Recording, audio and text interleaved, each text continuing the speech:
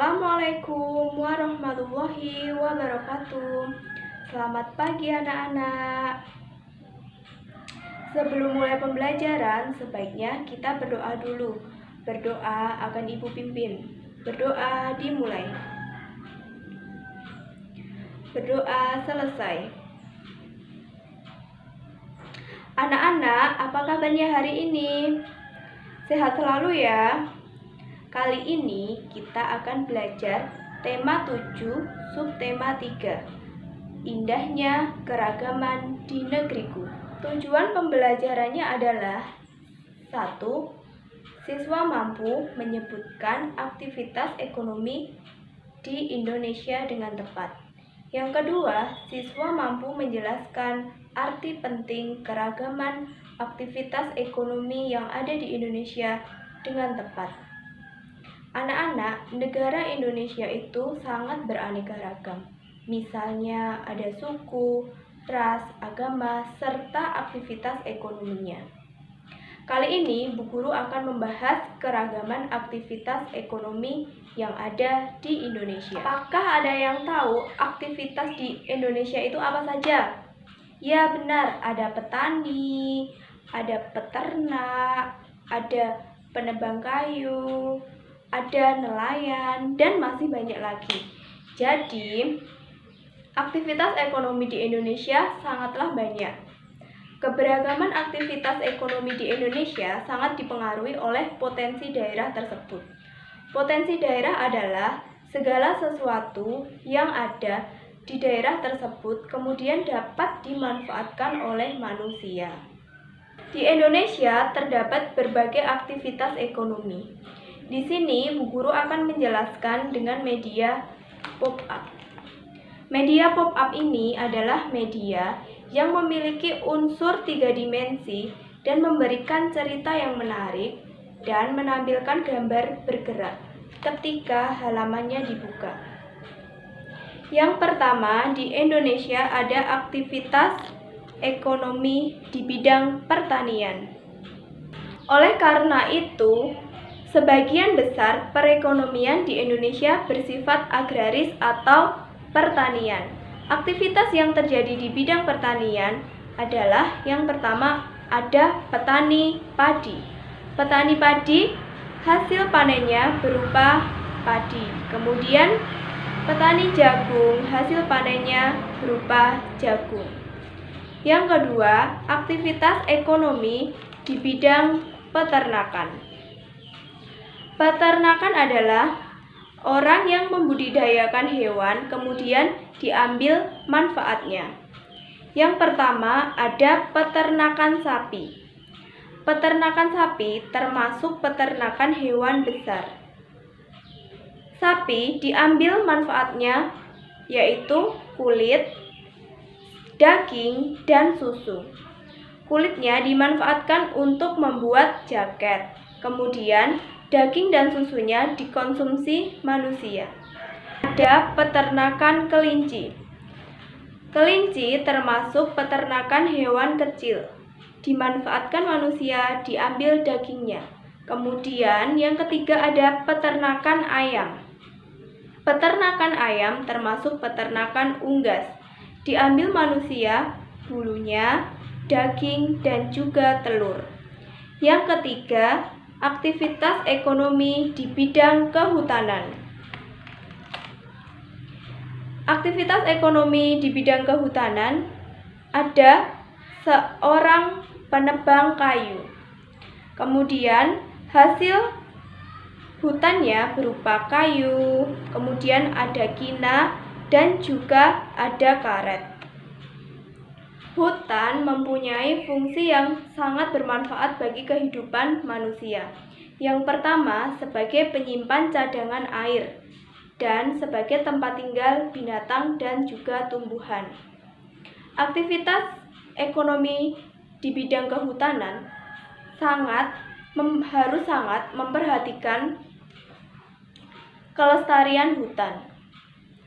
Jika tidak, akan berdampak negatif pada kehidupan manusia. Manusia dapat melestarikan hutan dengan cara yang pertama, melakukan reboisasi di hutan yang gundul. Yang kedua, manusia dapat menebang pohon dengan cara tebang pilih. Yang keempat, aktivitas ekonomi di bidang perikanan. Sebagian besar wilayah Indonesia yaitu laut atau perairan. Jadi, aktivitas ekonomi di Indonesia sebagian besar sebagai nelayan.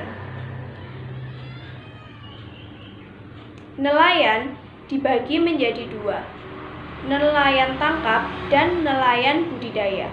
Aktivitas perikanan tangkap, yaitu para nelayan menangkap ikan di laut.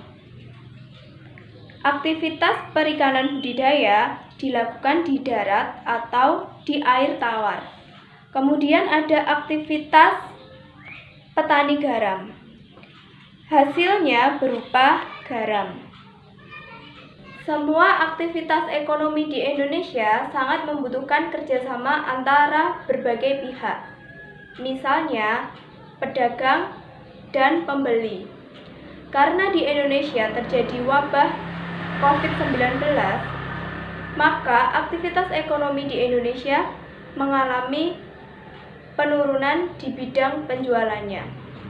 Jadi, para petani, peternak, penebang kayu, dan nelayan menjual hasil panennya dengan secara online. Secara online adalah mereka menjual dagangannya dengan melalui internet menggunakan HP.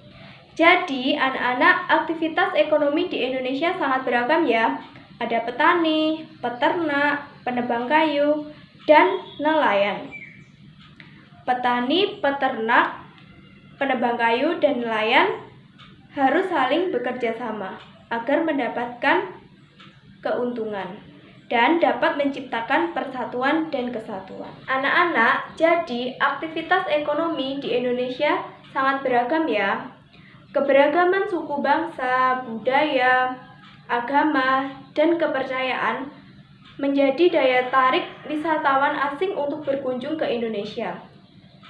Indonesia tidak hanya memiliki keindahan alam saja. Indonesia juga memiliki keindahan keberagaman masyarakat. Oleh karena itu, di Indonesia kita harus saling menghargai dan menghormati. Selain sikap menghargai dan toleransi, kita juga perlu menghindari tindakan-tindakan yang memecah belah persatuan dan kesatuan negara Republik Indonesia. Antara lain, kita tidak boleh memaksakan kehendak, kita tidak boleh menonjolkan suku, budaya, ras, golongan, dan budaya.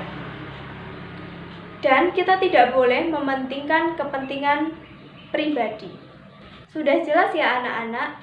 Jadi, kesimpulan pembelajaran kali ini adalah yang pertama, kita belajar berbagai macam aktivitas ekonomi yang ada di Indonesia. Yang pertama ada aktivitas ekonomi di bidang perikanan. Di bidang perikanan, aktivitas ekonominya ada petani padi dan juga petani jagung. Kemudian yang kedua, aktivitas ekonomi di bidang peternakan.